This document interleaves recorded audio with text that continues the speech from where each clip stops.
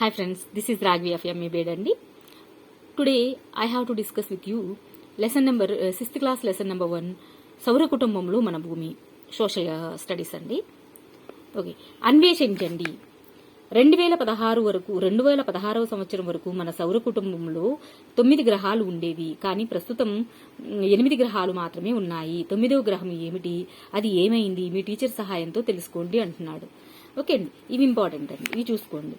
Teacher సహాయంతో తెలుసుకోండి అంటున్నాడు. అంటే 9 గ్రహాలు ఉండేవి. అయితే ఒక 9వ గ్రహమైనటువంటి ప్లూటోని దాని నుంచి తీసేశారు. ఎందుకంటే అండి ఇవి దాన్ని టెస్టులు చేస్తే అది మరగుజ్జు గ్రహం, అంటే అది గ్రహానికి ఉండాల్సిన క్వాలిటీలన్నీ దానికి లేవు, కొన్ని క్వాలిటీస్ లేని వల్ల దాన్ని తీసేశారు, మరగుజ్జు గ్రహంగా తీసేశారు అన్నమాట. ఓకే అండి, ఇక్కడ చూడండి. ఈ చిత్రాన్ని పరిశీలించి గ్రహాలకు అనుగుణంగా ఇవ్వబడిన పెట్టెలలో వాటి పేర్లను రాయండి. ఇక్కడ చూడండి, ఇది కూడా ఈ టాస్క్ ను కూడా కంప్లీట్ చేయండి. ఇది ఎక్సర్సైజ్. ఉల్కా ప్రాంతం, సూర్యుడు, కక్షలు ఉన్నాయి చూడండి. ఇక్కడ ఈ కక్షలన్నిటిలో ఏ కక్షలో ఏది వెళ్తుంది, సూర్యుడు ఏ కక్షలో ఉన్నాడు, ఓకే, అక్కడ సాటర్న్ ఏ కక్షలో ఉన్నాడు, చంద్రుడు ఏ కక్షలో ఉన్నాడు అనేది ఈ ఉల్కా ప్రాంతాన్ని చూసి ఇక్కడ ఈ బాక్సెస్ ని కంప్లీట్ చేయండి. ఓకే అండి, చూడండి ఇక్కడ భూమి. మనం now we have to know about our earth. మనం నివసిస్తున్న భూమి సూర్యుని నుండి 3వ గ్రహం. అంటే మనం ఆర్డర్లో చూసుకుంటే మనం 3వ గ్రహం. భూమి అనేది 3వ గ్రహం. పరిమాణంలో అంటే సైజులో ఇది 5వ పెద్ద గ్రహం. ఇది ధృవాల వద్ద కొద్దిగా సమతలంగా ఉండి మధ్యలో ఉబ్బెత్తుగా ఉంటుంది. అందుకే దీని ఆకారాన్ని జియోయిడ్ గా అభివర్ణిస్తారు. అంటే ఇటు ఓవెల్ షేపు కాదు, ఇటు సర్కిల్ షేపు కాదు, కొంచెం మధ్యలో ఉబ్బెత్తుగా ఉంటుంది కాబట్టి దాన్ని జియోయిడ్ అంటారు. జియోయిడ్ అంటే భూమి లాంటి ఆకారం. భూమి ఒక ఏకైక సహజ ఉపగ్రహం చంద్రుడు. భూమి యొక్క ఏకైక సహజ ఉపగ్రహం చంద్రుడు. ఓకే అండి, భూమికి ఉపగ్రహం ఏది, చంద్రుడు అన్నమాట. బాహ్య అంతరిక్షం నుండి భూమి నీలం రంగులో కనిపిస్తుంది. ఎందుకంటే దానికి మూడింట రెండు వంతుల ఉపరితలం నీటితో కప్పబడి ఉంటుంది. 3/2 ఉపరితలం నీటితో కప్పబడి ఉంటుంది కాబట్టి దీన్ని నీలిగ్రహం అని అంటారు. ఇక్కడ ఈ ఒక్క పారాలోని మనకి బిట్స్ అడిగే ఛాన్సెస్ చాలా ఎక్కువగా ఉంటాయి. భూమి యొక్క ఆకారం ఏంటని అడుగుతాడు, భూమి యొక్క కలర్ ఏంటని అడుగుతాడు, భూమి యొక్క ఉపగ్రహం ఏది అని అడుగుతాడు. చూడండి, చాలా important. Each and every line has very very important to you. Okay, ఇక్కడ ఆలోచించండి, స్పందించండి, థింక్ అండ్ రెస్పాండ్ అని ఒక ఇచ్చాడు చూడండి. ఒక కాలం ఇచ్చాడు. జంతువులు మొక్కలు పెరగడానికి, జీవించడానికి ఏమి అవసరం? జంతువులు మొక్కలు పెరగడానికి సాయిల్, వాటర్ కదా, అది. నెక్స్ట్, జీవులు జీవించడానికి అత్యంత అనుకూలమైన గ్రహం భూమి. అసలు జీవావరణం దేని మీద ఉంది, భూమి మీదే ఉంది. అత్యంత అనుకూలమైన గ్రహం భూమి అంటున్నాడు. చూడండి, ఇది నాలుగు ప్రధాన ఆవరణాలు.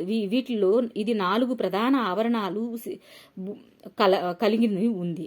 భూమి ఎన్ని ఆవరణాలను కలిగి ఉంది? 4 ప్రధాన ఆవరణాలను కలిగి ఉంది. ఒకటి శిలావరణము, నెక్స్ట్ జలావరణము, వాతావరణము, జీవావరణము.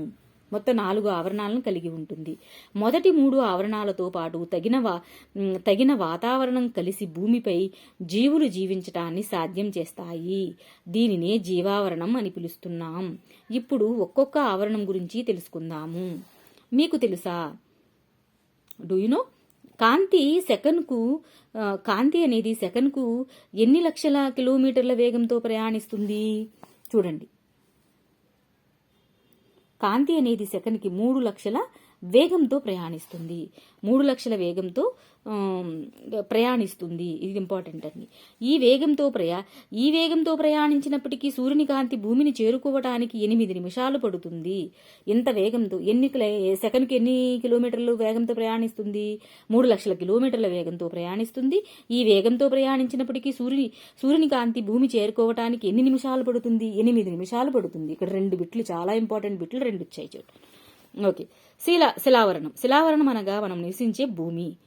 శిలావరణం అంటే ఏంటి? భూమి. ఇది రాళ్ళు నేలతో కూడిన భూమి యొక్క బాహ్యపొర. శిలావరణం అంటే రాళ్ళు నేలతో కూడిన ఘన బాహ్యపొర అంటాడు. ఘన బాహ్యపొర, ఇది ఇంపార్టెంట్. శిలావరణం అంటే ఘన బాహ్యపొర, రాళ్ళు నేలతో కూడిన ఘన బాహ్యపొర. ఓకే. జలావరణం భూమిపై గల జలభాగాలైన మహాసముద్రాలు, సముద్రాలు, నదులు, సరస్సులు, పర్వతాలపై గల మంచు పొరలు, చెరువులు మొదలైన వాటన్నింటినీ కలిపి జలావరణంగా పిలుస్తారు. హిమనీనదాలు అన్ని. వాతావరణం భూమి చుట్టూ విస్తరించి ఉన్న గాలిపొరను వాతావరణం అంటారు. వాతావరణం అంటే ఏంటి? లేదంటే గాలిపొర. వాతావరణం అనగానే గాలిపొర అనాలి. శిలావరణం అనగానే ఘనబాహ్య పొర అనాలి. ఓకే. వాతావరణంలో వివిధ రకాలైన వాయువులు ఉన్నాయి. వాతావరణంలో ఉండేవి వాయువులు. వాతావరణం వాకదీర్ఘం, వాయువులు వాకదీర్ఘం. వీటిలో ప్రధాన వాయువులు నత్రజని, ఈ percentages important, 78%. Okay. Oxygen 21%. Okay. ఇప్పుడు ఈ రెండు కలిపితే ఇంకెంత ఉంది? ఇతర వాయువులైన కార్బన్ డైఆక్సైడ్, హైడ్రోజన్, ఇంకేమున్నాయి? Carbon dioxide, hydrogen, helium, organ. ఇవన్నీ ఓజోన్ తక్కువ మొత్తంలో ఉంటాయి. ఓజోన్ కూడా తక్కువ మొత్తంలో ఉంటాయి. వీటన్నిటినీ కలిపితే 1% వస్తుంది. ఓకే. జీవావరణం భూమిపైన గాలిలో, నీటిలో ఉండే అన్ని రకాల జీవులను కలిపి జీవావరణం అని పిలుస్తారు. ఇది మొక్కలు, జంతువులు, బ్యాక్టీరియా, ఇతర సూక్ష్మజీవులను కలిగి ఉంటుంది. జీవావరణం ఏం కలిగి ఉంటుంది? మొక్కల్ని, జంతువుల్ని, బ్యాక్టీరియాని, ఇతర సూక్ష్మజీవులను కలిగి ఉంటుంది. ఈ ఆవరణాల గురించి పై తరగతుల్లో మరింత నేర్చుకుంటూ ఉంటాము. జీవావరణం గురించి పై తరగతుల్లో నేర్చుకుందాం అంటున్నాడు. చూడండి, ఇక్కడ ఉపగ్రహాలు. సూర్యుని చుట్టూ గ్రహాలు తిరుగుతున్నట్టే గ్రహాల చుట్టూ కొన్ని ఖగోళ వస్తువులు తిరుగుతున్నాయి. సూర్యుని చుట్టూ గ్రహాలన్నీ తిరుగుతాయి. అయితే గ్రహాల చుట్టూ కొన్ని ఖగోళ వస్తువులు కూడా తిరుగుతున్నాయి అంటున్నాడు. ఇది ఇంపార్టెంట్. ఇది భూమి చుట్టూ గ్రహాలన్నీ తిరుగుతున్నాయనేది ఎవరైనా చెప్పగలరు, కానీ మిగిలిన గ్రహాల చుట్టూ ఖగోళ వస్తువులు తిరుగుతున్నాయనేది ఇంపార్టెంట్ పాయింట్. వాటిని ఉపగ్రహాలు అంటారు. ఈ గ్రహాల చుట్టూ తిరిగే ఖగోళ వస్తువులని ఉపగ్రహాలు అంటారు. బుధుడికి, శుక్రగ్రహానికి ఉపగ్రహాలు లేవు. అంటే మిగిలిన 6 గ్రహాలకి ఉపగ్రహాలు ఉన్నాయి. భూమికి ఉపగ్రహం చంద్రుడు. భూమికి ఉపగ్రహం చంద్రుడు. బుధ గ్రహానికి, శుక్రగ్రహానికి ఉపగ్రహాలు అనేవి లేవనేది ఇంపార్టెంట్. ఓకే. మిగిలిన అన్ని గ్రహాలకు ఉపగ్రహాలు ఉన్నాయి. అంటే 6టికి ఉపగ్రహాలు ఉన్నాయి. మన భూమికి గల ఏకైక సహజ ఉపగ్రహం చంద్రుడు. భూమికి ఉపగ్రహం చంద్రుడు. ఓకే. దీని వ్యాసం భూమి యొక్క వ్యాసంలో 4వ వంతు మాత్రమే. దీని వ్యాసం ఎంత ఉంటుందంట? భూమి యొక్క వ్యాసంలో 4వ వంతు మాత్రమే ఉంటుంది. ఇది ఇతర ఖగోళ వస్తువుల కంటే మన గ్రహానికి దగ్గరగా ఉండటం వల్ల చాలా పెద్దదిగా కనిపిస్తుంది. మన గ్రహానికి దగ్గరగా ఉన్నది చంద్రగ్రహం. ఓకే. అది అందువల్ల దగ్గరగా ఉండడం వల్ల పెద్దదిగా కనిపిస్తుంది. చంద్రుడు భూమి నుండి 3,84,000 కిలోమీటర్ల దూరంలో ఉన్నాడు. చంద్రుడు అంటే దగ్గరగా ఉండడం అంటే ఇంత దూరం ఉంటేనే అది దగ్గరంటండి. చూడండి, 3,84,000 కిలోమీటర్లు. ఇది ఇంపార్టెంట్. ఏ నెంబర్ కనపడినా మైండ్లో పెట్టేసుకోండి, దాన్ని ఈజీగా గ్రాస్ప్ చేసేయండి. కిలోమీటర్ల దూరంలో ఉన్నాడు. ఇప్పుడు మీరు సూర్యుడి నుండి మరియు చంద్రుడి నుండి భూమి యొక్క దూరాన్ని పోల్చవచ్చు. ఇప్పుడు మీరు సూర్యుడి నుండి లేదా చంద్రుడి నుండి భూమి యొక్క దూరాన్ని పోల్చవచ్చు. సూర్యుడి నుండి చంద్రుడి నుండి భూమి యొక్క దూరాన్ని పోల్చండి అంటున్నాడు. చంద్రుడు భూమి చుట్టూ ఒకసారి తిరగడానికి 27 రోజులు పడుతుంది. ఎన్ని రోజులు పడుతుంది? 27 రోజులు పడుతుంది. అలాగే తన చుట్టూ తాను తిరగడానికి సరిగ్గా అదే సమయం పడుతుంది. అంటే సేమ్గా తీసుకుంటున్నాడు ఇక్కడ చందమామ. ఫలితంగా చంద్రుని యొక్క ఒకవైపు మాత్రమే భూమిపై మనకు కనిపిస్తుంది. చంద్రుని యొక్క ఒకవైపు మాత్రమే భూమిపై మనకు కనిపిస్తుంది. చంద్రుడిపై జీవులు జీవించడానికి అనుకూలమైన పరిస్థితులు లేవు. దాని ఉపరితలం పర్వతాలు, మైదానాలు మరియు గుంతలను కలిగి ఉంటుంది. చంద్రుని ఉపరితలంపై ఇవి నీడలను కలుగజేస్తాయి. అందుకనే చందమామలో మచ్చ ఉంటుంది అంటారు కదా, అవే నీడలా కనిపిస్తాయంట మనకి. ఆ నీడలా కనిపించేయని ఈసారి ఎవరైనా అడిగితే ఏమని చెప్పాలి మనకి? పర్వతాలు, మైదానాలు, గుంతలు ఉంటాయిరా, వాటి నీడ చంద్రునిపై పడుతుంది, వాటి యొక్క నీడలే ఆ మచ్చలు అని చెప్పండి. ఓకే. అలాగే చంద్రుని ఉపరితలంపై అడుగుపెట్టిన మొదటి వ్యక్తి ఎవరు? అమెరికాకు చెందిన నీల్ ఆర్మ్స్ట్రాంగ్. వెరీ ఇంపార్టెంట్ అండి. అమెరికాకు చెందిన నీల్ ఆర్మ్స్ట్రాంగ్ అనే వ్యక్తి చంద్రుడిపై మొదటిగా కాలు మోపినటువంటి వ్యక్తి. ఆయన జూలై 21, 1969 చంద్రుడిపై అడుగుపెట్టాడు. జూలై 21, 1969. జూలై 21, 1969 గుర్తుపెట్టుకోండి. ఓకే, ఇక్కడ అంతరిక్షంలోకి వెళ్ళిన ఇది కూడా కొంచెం చూసుకోండి, అది కూడా ఇంపార్టెంట్. ఇక మానవ నిర్మిత ఉపగ్రహాలు ఏమున్నాయి చూడండి. మానవ నిర్మిత ఉపగ్రహం ఇది కృత్రిమమైనది. మానవ నిర్మితం అంటేనే మనిషి చేత తయారు చేయబడింది, అంటే ఆటోమేటిక్గా కృత్రిమైందే కదా. విశ్వం, భూమి గురించి సమాచారం సేకరించడానికి, అసలు విశ్వం అంటే ఏంటి, యూనివర్స్ గురించి, ఎర్త్ గురించి అది వెంటనే దాని గురించి ఇన్ఫర్మేషన్ కనుక్కోవటానికి చూడండి, భూమి గురించి సమాచారం సేకరించడానికి లేదా సమాచార ప్రసారం కొరకు శాస్త్రవేత్తలు దీన్ని రూపొందించారు, ఈ మానవ నిర్మిత ఉపగ్రహాన్ని. ఇది రాకెట్ ద్వారా తీసుకువెళ్లబడి భూమి మరియు ఇతర సౌర వస్తువుల చుట్టూ కక్షలో ఉంచబడింది. ఇతర వస్తువుల చుట్టూ కక్షలో ఉంచబడుతుంది. ఇది ఏంటంట, ఈ రాకెట్ ద్వారా తీసుకువెళ్లబడి భూమి మరియు ఇతర సౌర వస్తువుల చుట్టూ కక్షలో ఉంచబడుతుంది. అంతరిక్షంలో ఉన్న కొన్ని అంతరిక్షంలో కొన్ని భారతీయ ఉపగ్రహాలు ఉన్నాయంట. అవేంటో చూడండి, ఇన్సాట్, ఐఆర్ఎస్, ఎడ్యూసాట్ మొదలైనవి. అంతరిక్షంలో కొన్ని భారతీయ ఉపగ్రహాలు ఉన్నాయి. ఇన్సాట్, ఐఆర్ఎస్, ఎడ్యూసాట్ మొదలైనవి. ఇన్సాట్, ఐఆర్ఎస్, ఎడ్యూసాట్. మీకు తెలుసా, భారత అంతరిక్ష పరిశోధనా సంస్థ ఇస్రో శ్రీహరికోటలో, ఇది చాలా ఇంపార్టెంట్ అండి చూడండి, భారత అంతరిక్ష పరిశోధనా సంస్థ ఇస్రో శ్రీహరికోటలోని తన ప్రయోగ కేంద్రం నుండి ఉపగ్రహాలను అంతరిక్షంలోకి ప్రవేశపెడుతుంది. అంటే ఎక్కడి నుంచి ప్రయోగాలు జరుగుతాయి? ఇస్రో నుంచి. ఇస్రో మాజీ చైర్మన్ సతీష్ ధావన్ జ్ఞాపకార్థం దీనికి Satish Dhawan space centre, SDSC. Okay, SDSC అంటే ఏంటండి? Satish Dhawan space centre, Sriharikota high altitude range అని పేరు పెట్టారు. ఇప్పుడు దాని టోటల్ నేమ్ ఏంటి? ఎన్ని లెటర్స్? ఈ యొక్క 4 లెటర్స్, ఆ యొక్క 4 లెటర్స్. SDSC, SHER, షార్ అంటారు. Okay, Sriharikota high altitude range అని పేరు పెట్టారు. షార్ అంటే ఏంటండి? శ్రీహరికోట హై ఆల్టిట్యూడ్ రేంజ్ అంటారు. ఇలా లెటర్స్ వైజ్గా కాకుండా, లెటర్స్ వైజ్గా చెబితేనేమో మనం వీటిని అబ్రివేషన్స్ అంటాం.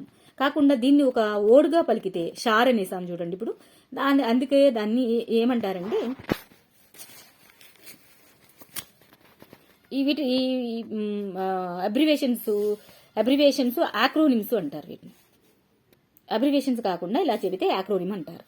ఓకే, అది సెకండరీ థింగ్ లేండి. ఒకసారి చూడండి, ఆలోచించండి, స్పందించండి. మానవ నిర్మిత ఉపగ్రహాలు మానవాళికి ఎలా ఉపయోగపడుతున్నాయి చర్చించండి.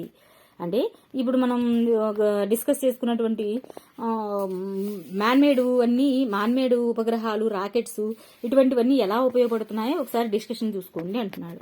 మీకు తెలుసా, సెప్టెంబర్ 24, 2014 అంగారక గ్రహ వాతావరణం స్థలాకృతిని అన్వేషించటానికి చూడండి, 2024 సెప్టెంబరు 2014 అంగారక గ్రహ వాతావరణం స్థలాకృతిని అన్వేషించటానికి భారత అంతరిక్ష పరిశోధనా సంస్థ ఇస్రో ప్రారంభించిన Mangalyaan Mars orbiter mission. Mangalyaan అంటే దాన్ని ఏమని చెప్పాలండి? మార్స్ ఆర్బిటర్ మిషన్, మామ్ అంటారు. మంగళ్యాన్, మామ్ అంగారక కక్షకు చేరుకుంది. ఎప్పుడండి? 2014 సెప్టెంబర్ 24 ప్రపంచంలో Soviet space programme, NASA, European space agency తర్వాత అంగారక గ్రహాన్ని చేరుకున్న 4వ అంతరిక్ష సంస్థగా ఇస్రో మారింది. అంటే మనం నాలుగో వాళ్ళం. ఫస్ట్ ప్రపంచంలో Soviet space programme, NASA, European space agency, తర్వాత మనం 4వ స్థానంలో ఉన్నాం. ఇప్పుడు చూడండి, గ్రహాలు, ఉపగ్రహాలు కాకుండా సూర్యుని చుట్టూ తిరిగే చిన్న రాతి వస్తువులు చాలా ఉన్నాయి. వీటిని గ్రహశకలాలు అంటారు. ఇవి అంగారక గ్రహము బృహస్పతి కక్షల మధ్య కనిపిస్తాయి. అంగారక గ్రహము బృహస్పతి కక్షల మధ్య కనిపిస్తాయి. ఈ గ్రహశకలాలు చాలా సంవత్సరాల క్రితం పేలిన గ్రహం యొక్క భాగాలు అంటారు.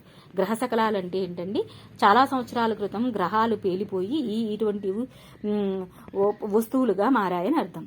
ఓకే, ఈ ఏ కక్షలో కనబడతాయంటే, ఏ కక్షలో కనబడతాయి అది ఇంపార్టెంట్. అంగారక గ్రహము బృహస్పతి కక్షల మధ్య కనిపిస్తాయి. అంగారక గ్రహము బృహస్పతి కక్షల మధ్య కనిపించేటటువంటివే ఈ గ్రహ శకలాలు.